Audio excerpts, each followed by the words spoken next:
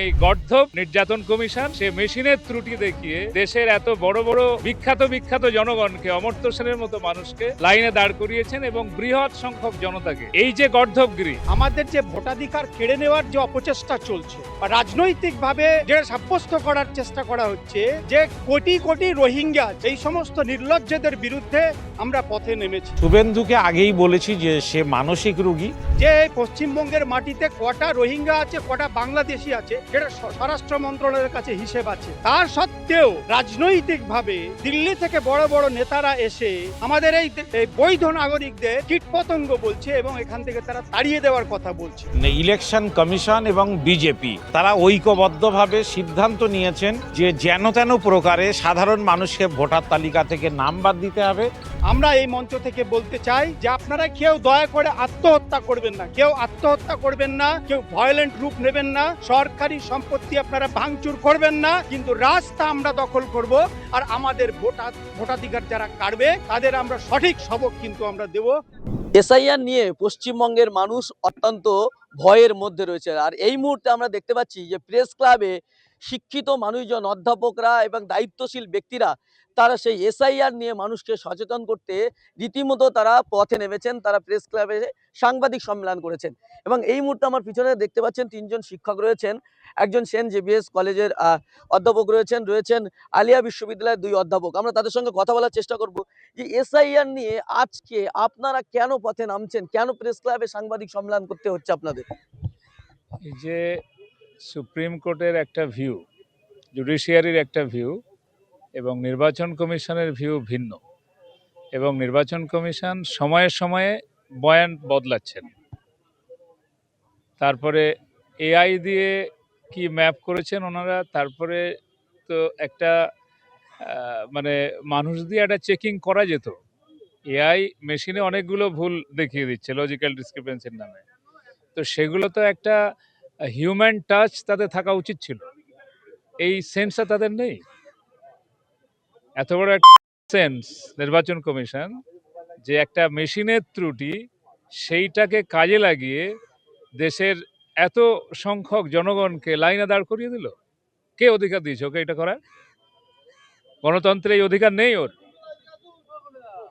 এটা very intentional এবং court প্রথম দিকে নীরব ভূমিকা নিয়েছে। যদি এটা আন্দোলন গড়ে তোলা না হয়, কোর্টের ভূমিকা বিভিন্ন ক্ষেত্রে আমরা দেখেছি। কোর্ট রিসেন্টলি যে সমস্ত ভিউ রাখছেন আমরা দেখছি যে অনেকগুলো বিষয়ে প্রশ্ন তুলেছেন নির্বাচন কমিশনের কর্মপদ্ধতির ওপর, কিন্তু সেই প্রশ্নগুলো বুদ্ধিজীবী সমাজ অনেক আগে থেকেই তুলছিল। কোর্ট তখন নাকে সর্ষের তেল দিয়ে ঘুমোচ্ছিল। এখন কোর্ট জেগেছে। যদি জনগণ না জাগে, জনগণ যদি ঘুমিয়ে পড়ে, কোর্ট কিন্তু নীরব ভূমিকা পালন করে চলে যাবে। ফলে কোর্টের এই যে গতকালকে যে সমস্ত রায় এসছে সেটা ডিপ্লোম্যাটিক কিনা আমরা জানি না, কারণ আমরা এর আগে অনেকগুলো কেসে দেখেছি যে যখন জনগণের প্রেশার তৈরি হয়েছে কোর্ট সেই ভাষায় কথা বলেছে। ফলে কোর্টের ওপর যদি প্রেশার না তৈরি করা যায় তাহলে কোর্ট কিন্তু নীরব ভূমিকা পালন করে চলে যাবে। এবং এই গর্ধব নির্যাতন কমিশন সে মেশিনের ত্রুটি দেখিয়ে দেশের এত বড় বড় বিখ্যাত জনগণকে, অমর্ত্য সেনের মতো মানুষকে লাইনে দাঁড় করিয়েছেন এবং বৃহৎ সংখ্যক জনতাকে এই যে গর্ধবগিরি, এই গর্ধবগিরি যদি জনগণ জেগে উঠে না আটকানোর চেষ্টা করে, আমরা বিগত দিনে দেখেছি কোর্টের ভূমিকা ভালো ছিল না। যদিও কালকে কোর্টের রায় অনেকগুলো বিষয় পজিটিভ, কিন্তু পাবলিককে এটা জাগতে হবে এবং শান্তিপূর্ণ আন্দোলনের মাধ্যমে, যদি শান্তিপূর্ণ আন্দোলন না হয়, আন্দোলন রূপ দিতে হবে। এই যে সব গান্ধীবাদের কথা হচ্ছে সেটা ঠিক আছে, গান্ধীবাদ খেটেছিল কারণ দ্বিতীয় বিশ্বযুদ্ধ সামনে ছিল। এখানে মোদির সামনে কোনো দ্বিতীয় বিশ্বযুদ্ধ নেই, ঠিক আছে? এখানে বাংলার জনগণকে, বাঙালি জনগণকে টুটি চিপে ধরা হচ্ছে। গত কয়েক মাসে কত বাঙালি মারা গিয়েছে, কোর্ট কগনিজেন্স নিয়েছে? কজনকে সাজা দিয়েছে? ফলে কোর্টের ওপর ভরসা করে যদি আন্দোলন গান্ধীবাদী হয়ে থেকে যায়, তাহলে কিন্তু বিগত দিনগুলোতে কোর্টের যা নীরব ভূমিকা সেটাই থেকে যাবে এবং জনগণ আলটিমেটলি তাদের ভোটাধিকার হারাবে। আমি ছোট্ট একটা ঘটনা দিয়ে এটা শেষ করছি। আমি যখন বিশ্ববিদ্যালয়ে পড়ি, সেটা 2001 সাল নাগাদ, আমার একজন শিক্ষক ছিলেন, তিনি অত্যন্ত লিবারাল বলে পরিচিত এবং ভেরি ফ্রেন্ডলি। তো আমি তার থেকে তখন আমি শুনেছি তিনি উচ্চবর্ণের, তিনি যেমন বাঙালি এপাশের যে বাংলা তৈরি হয়েছে শ্যামাপ্রসাদের লাইন, সেটাকে তিনি সমর্থন করেন। আরও বিজেপির অনেক ন্যারেটিভ সমর্থন করেন আরএসএসের। ঠিক একই সাথে বারবার তিনি বলতেন সকলে কেন ভোট দেবে, সকলে কি বোঝে নাকি? ফলে এই যে এলিট কালচার, সকলে কেন ভোট দেবে, আমি বলছি এই এলিট কালচারে দুষ্ট কোর্টের একটা বৃহৎ অংশ, নির্বাচন কমিশনের একটা বৃহৎ অংশ এবং সরকারি যত অফিস আছে তার একটা বিশাল অংশের মানুষ এই এলিট কালচারে বিশ্বাসী যে রমা কৈবর্ত, হাসিম শেখরা কেন ভোট দেবে। ফলে এটা আজকের গল্প নয়, এটা আরএসএস এর দীর্ঘদিনের ন্যারেটিভ। সেই ন্যারেটিভটা ফুলফিল করতে যাচ্ছে। আর আমি এখানে বসে গান্ধীবাদের কথা শোনাবো, এখানে কিন্তু সামনে ওদের কোনো দ্বিতীয় বিশ্বযুদ্ধ নেই যে ছেড়ে পালিয়ে যাবে। ফলে আপনি যদি কি শান্তিপূর্ণ আন্দোলনে না হয় তাহলে রূপ দিতে হবে, এটাই আমি বলতে চাই। মানুষকে মানবমুখী আন্দোলন কথা বলছেন? আমি সেটা বলছি না, সেই ভায়োলেন্ট রূপটা ধীরে ধীরে মোমেন্টাম নেবে পরিস্থিতি অনুযায়ী। কোর্ট যদি সঠিক ভূমিকা পালন করে ওকে, আর যদি না করে জনগণকে বুঝে নিতে হবে তার অধিকারটা।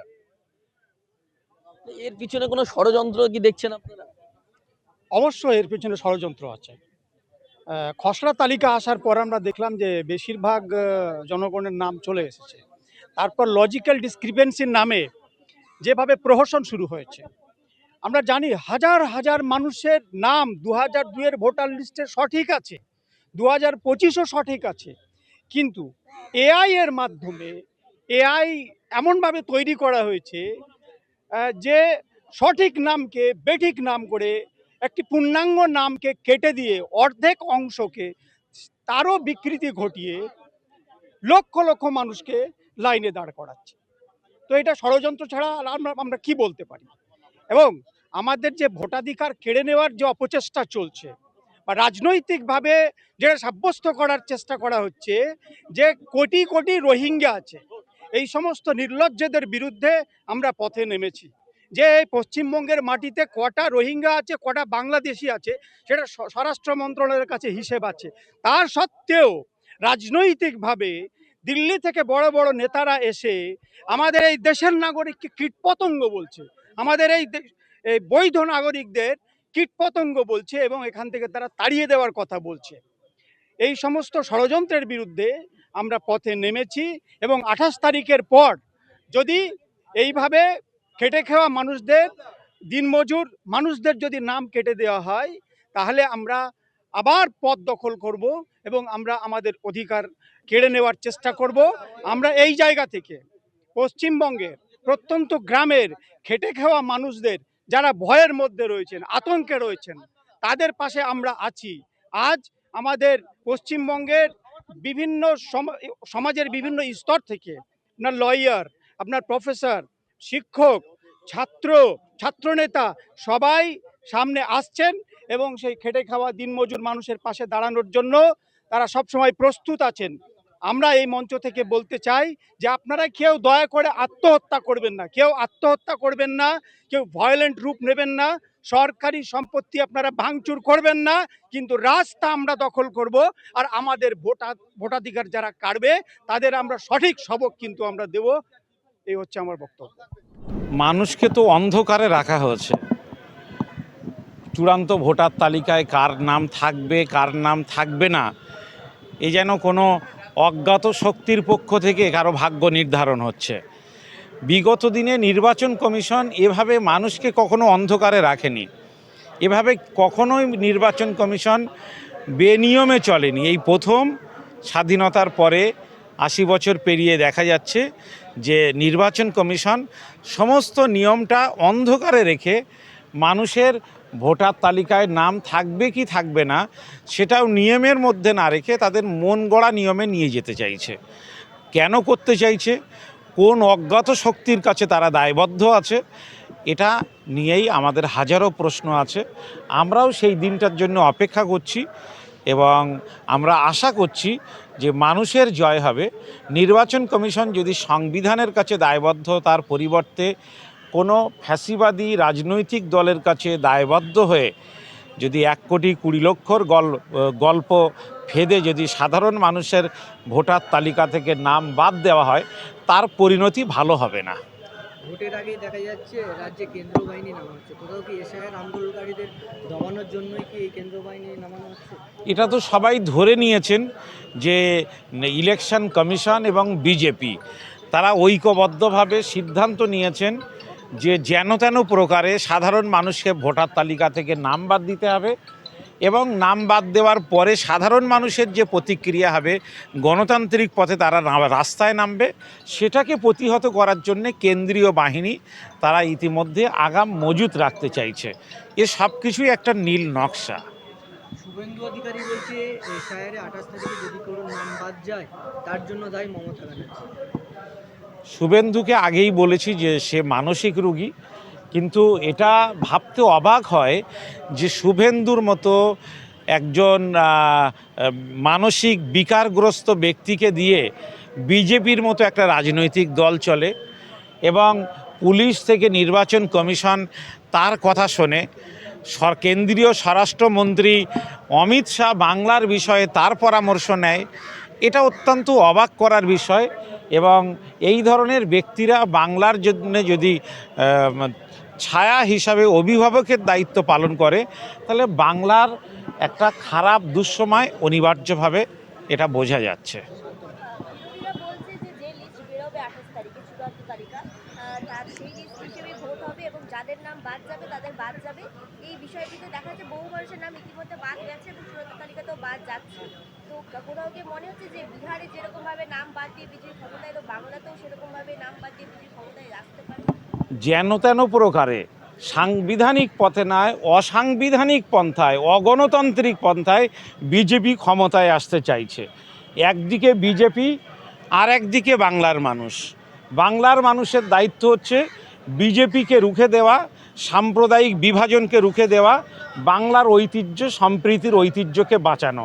আমরা বাংলার আপামর সমস্ত মানুষের কাছে আহ্বান জানাবো যে অবশ্যই বাংলার ঐতিহ্যকে বাঁচিয়ে রাখার জন্যে এই অশুভ শক্তিকে প্রতিহত করতেই হবে।